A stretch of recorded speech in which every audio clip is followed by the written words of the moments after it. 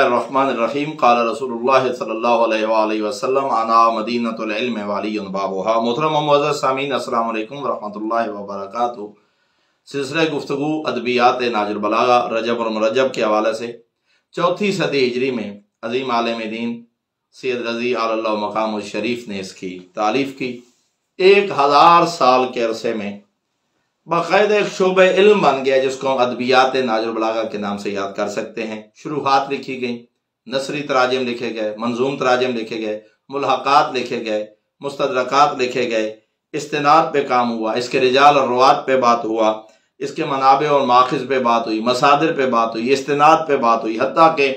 قرآن مجید کی طرح آپ کو سینکڑوں ہزاروں کی تعداد میں ناج البلاغہ کے حافظ ملیں گے جن کو اول تا آخر پورا ناج البلاغہ حفظ ہے، اور یہ کلام معصوم کے اعجاز کی طرف ایک اشارہ ہے۔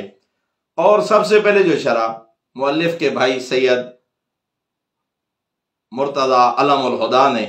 اس کی شرح خطبے کی تحریر کی، اور سب سے پہلے علامہ سید علی ناصر علی اللہ مقام الشریف نے اعلام ناج البلاغہ کے نام سے اس کی شرح تحریر کی۔ اور ابتدائی دور میں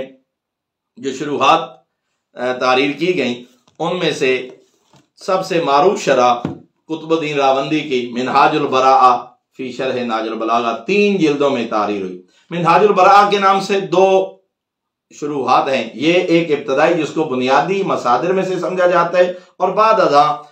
عظیم محقق علامہ سید حبیب اللہ ہاشمی خوئی نے اس کی شرح تحریر کی اسی نام سے جو قطب الدین راوندی کی تھی، منہاج البراءہ فی شرح ناج البلاغہ، جو 14 جلدوں میں اور بعض نسخے 17 جلدوں میں شائع ہوئے، جس کی ابتدائی 6 جلدوں کا ترجمہ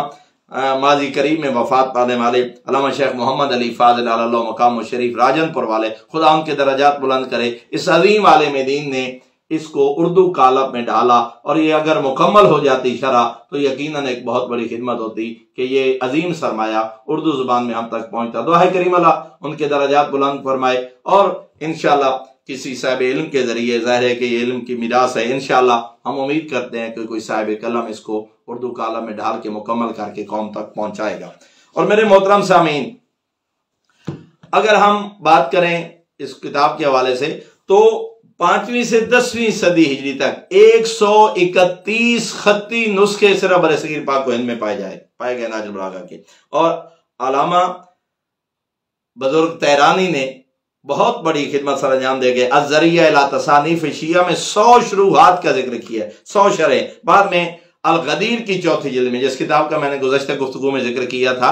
الغدیر کی 4تھی جلد میں آغا امینی نے 81 شروحات کا ذکر کیا، اور شیخ حسین جمعہ عملی نے شرح ناج البلاغہ میں 210 شروحات کا ذکر کیا، اور کتاب نامہ ناج البلاغہ میں صاحب کتاب نے 370 شروحات کا ذکر کیا ہے، جو ان 1000 سالوں میں ناج البلاغہ کی 370 تقریباً 450 شروحات لکھی گئیں۔ اور میرے محترم سامعین، ان شروحات کے ساتھ ساتھ کیسے کیسے علمی خدمات سر انجام دی گئی کہ خود آغا ذیشان حیدر جوادی مرحوم نے اپنے ترجمہ ناج البلاغہ کی ابتدا میں 61 کتابوں کا ذکر کیا۔ 61 کتابیں ایسی ہیں کہ جو ناج البلاغہ کے مصادر میں شامل ہیں، اور ان میں سے کوئی 80 سال پہلے، کوئی 125 سال پہلے، کوئی 130 سال پہلے، کوئی 90 سال پہلے ناج البلاغہ سے تحریر ہوئی، کسی کے تصنیف اور تعلیف بے عین ہی وہ خطبے یا جزوی طور پر ان کا کچھ حصہ ان کتب میں۔ ابن قتیبہ دینوری جیسے لوگ، واقدی جیسے محقق، قلبی جیسے اور نسائی جیسے محدث، جاہز جیسے ادیب، یہ ان کی کتابیں بھری پڑی ہیں معصوم کے کلام سے، جن سے ناج البلاغہ میں جو انہوں نے استفادہ کیا قبلہ سید رضی علی اللہ مقام الشریف نے۔ اور میرے محترم علامہ عبدالعزیز الخطیب نے 180 مصادر کا ذکر کیا، 180 کتب ایسی ہیں جو ناج البلاغہ سے پہلے موجود تھی جن میں حضرت کے خطبات موجود ہیں۔ اور آپ حیران ہوں گے کہ برصغیر پاک و ہند میں سب سے پہلا کام اس سلسلے میں اہل سنت عالم دین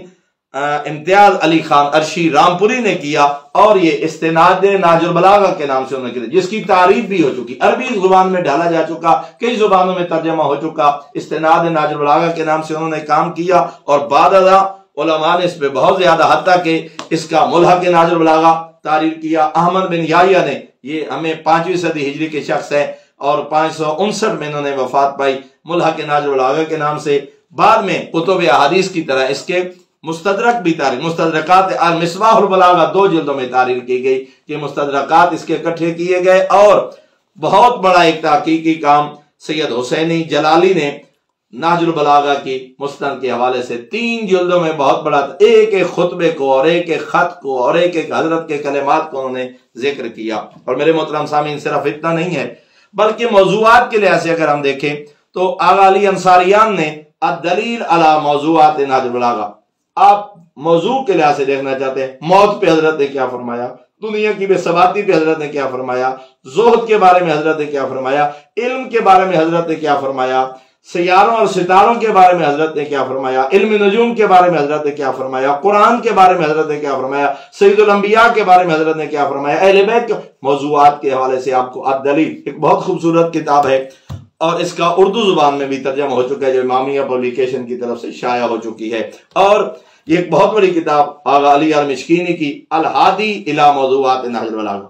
الہادی کے نام سے یہ کتاب شائع، انتہائی خوبصورت کتاب، یہاں بھی موضوعات کے، اور سب سے جامع جو کتاب ہے وہ لبیب بیزون کی کتاب ہے تصنیف نہج البلاغہ۔ بیروت لبنان سے تعلق رکھنے والے اس عظیم عالم نے نہج البلاغہ کے ایک ایک جملے کو موضوعاتی لحاظ سے درج کیا، اور ایک بہت ہی خوبصورت کتاب جو دار التعارف للمطبوعات بیروت کی طرف سے شائع ہوئی، اس میں موجم المفارق کے لحاظ سے، یعنی اگر آپ کو کوئی ایک لفظ یاد ہے اسم یا فعل اور اس کے مادہ کو آپ کو پتا ہے اور آپ کو یہ نہیں پتا کہ حضرت نہج البلاغہ میں کہاں استعمال کیا، تو اس کتاب کے ذریعے آپ ڈھونڈ سکتے ہیں کہ وہ کس خطبہ نمبر پہ ہے، کس لائن نمبر میں شامل ہے، کیونکہ انہوں نے پہلے نہج البلاغہ بھی دیا ہے اور اس کے بعد انہوں نے ایک ایک چیز کو بیان کیا۔ میرے محترم سامعین، ایک پوری ادب کی دنیا، اب پورے ادارے بن چکے ہیں ایران میں،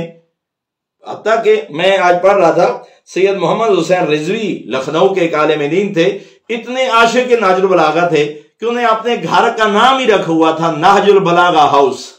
اتنی محبت تھی ان کو اور اتنا انہوں نے نہج البلاغہ کو عام کیا۔ کس قدر علماء نے کام کیا نہج البلاغہ پہ، آپ حیران ہوں گے کہ قبلہ ذیشان حیدر جوادی مرحوم نے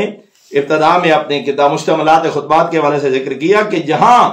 امیر المومنین نے عقائد کا ذکر کیا ہے، احکامات کا ذکر کیا ہے نہج البلاغہ میں، وہیں 167 اسماء، افراد اور قبیلوں کے ذکر ہے، آدم علیہ السلام، ابراہیم علیہ السلام، اسحاق، اسد اللہ، امرؤ القیس، ابو ایوب، حارث حمدانی، ذو الشہادتین وغیرہ، 167 افراد اور قوموں اور قبیلوں کا امیر المومنین نے ذکر کیا، 65 حیوانات کا ذکر اس میں نہج البلاغہ میں حضرت نے کیا، 65 حیوانات کا ذکر آپ نے اور پرندوں کا ذکر آپ نے کیا، جانوروں کا ذکر آپ نے کیا نہج البلاغہ میں، 20 قسم کی نباتات کا ذکر قرآن میں ہوا ہے، 20 علم باٹنی کے حوالے سے، کواکب و افلاک کے ذیل میں 12 قسم کے سیاروں اور ستاروں کا ذکر کیا، 15 معدنیات کا ذکر نہج البلاغہ میں ہوا، 43 اماکن و بلدان کا ذکر ہوا، 14 تاریخی واقعات کا ذکر آپ نے کیا، اور 12 قسم کی دعائیں امیر المومنین نے نہج البلاغہ میں بیان فرمائی ہیں میرے محترم سامعین، اور تقریباً 111 آیات قرآنی حضرت نے نہج البلاغہ کے اس مجموعہ میں، یہ جو مجموعہ آغا رضی نے جو تعریف کیا اس کی میں بات کر رہا ہوں، 111 آیات قرآنی، 38 احادیث نبوی اور 14 مقامات پہ اشعار عرب سے آپ نے استدلال اور استشہاد کیا۔ میرے محترم سامعین، قرآن کے بعد کسی کتاب پہ اتنا نہیں لکھا گیا جتنا نہج البلاغہ پہ لکھا گیا، فقط شیعہ علماء نہیں، اہل سنت علماء نے لکھا،